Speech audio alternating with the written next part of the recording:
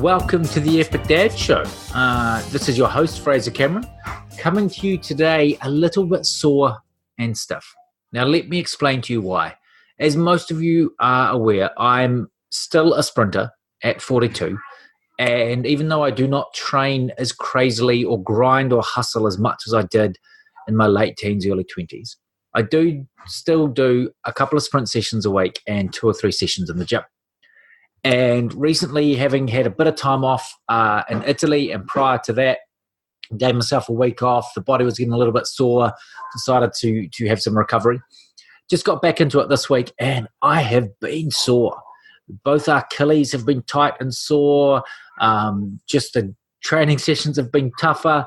I found myself today lying on the track, almost getting stuck to it. It was melting into it because the track was so hot, the sun on it, and taking much longer to recover than I normally do. And those who know me well will know that's already quite a long time, so even longer.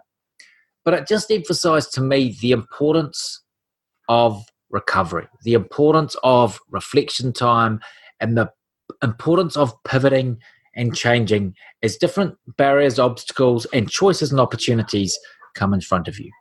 So for me as an athlete, I have lots of choice, right? I can choose to stop. I'm only doing it for me and showing my kids what you're capable of and constantly improving my physical performance and maximizing what I've got.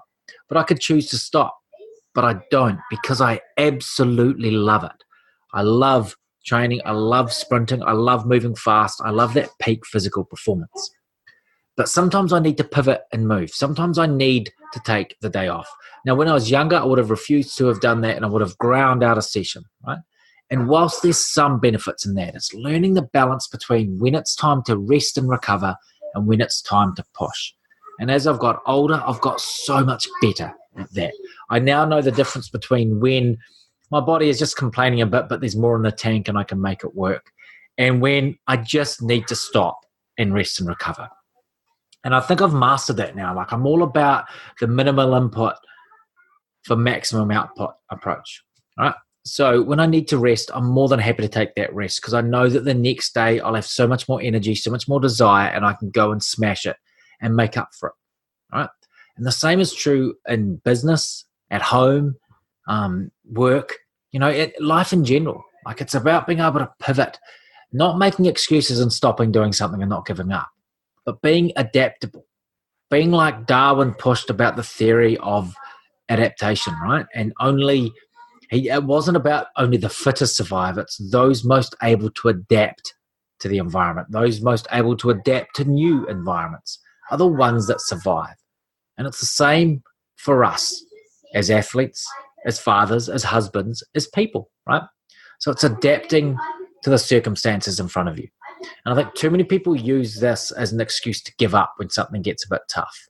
It's not about that, but it's about pivoting and thinking, how else can I achieve that outcome by being smarter? How else can I achieve that outcome without having to hit that same barrier over and over and over again?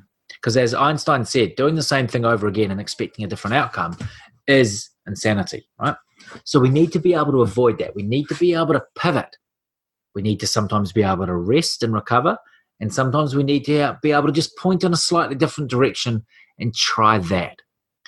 So it's really about mastering the fact that we can change our path slightly, especially when we've got a clear vision of where we're going, right? Where we have a clear purpose, a slight change to the how, a slight pivot to the left or to the right, or taking a step backwards in order to take 4 steps forward is brilliant. Okay? Don't beat yourself up about it. Don't assume that it means that you've failed. You haven't. You're just taking a step back to regather yourself and make another effort, right? Make another assault on your journey. So I want you to really, really think about rest and recovery. And it's true with sleep, right? I remember in my 30s and late 20s working long hours, right? And giving up on sleep. And now I get 7 to 8 hours, sometimes more, of sleep a night. And my energy, my focus, my excitement levels have gone through the roof. So having that rest and recovery, both for the mental and the physical and the emotional states, is absolutely critical.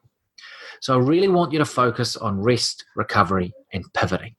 think about how you can apply those principles to every element of your life, at work, at home, and in play. As you try to maximize your potential, as you're trying to achieve the absolute ultimate outcomes that you can, you have to get smarter with how you do it. You have to focus on how you can maximize the output from the minimal possible inputs, right? It's how you create time, it's how you create choice, and it's how you create opportunity. And ultimately, it's how you ensure you design and live an epic dad's life. Now, if you want a hand with that, if you want a hand to define what it is, define how to make it happen, define who you are, please come along to the live Epic Dads webinar. It's on Tuesday, the 28th of May at 12 p.m. US Eastern Time. The link is to register is in the show notes, so click on it, register, come along, interact. There'll be Q&A, and I will walk you through the Epic Dads way, the Epic Dads formula, because I want you to be able to apply it so you too can create, design, and live an Epic Dad's life. Thank you so much for listening. I want you to know I'm so incredibly grateful for all the people that listen and subscribe and review and comment and recommend. Absolutely, completely and utterly grateful. Without you, I wouldn't be able to impact more and more dads. So I'm incredibly grateful for that. Thank you so much, and please tune in again next time for another episode of the Epic Dad Show. Until then, please be 100% truly epic.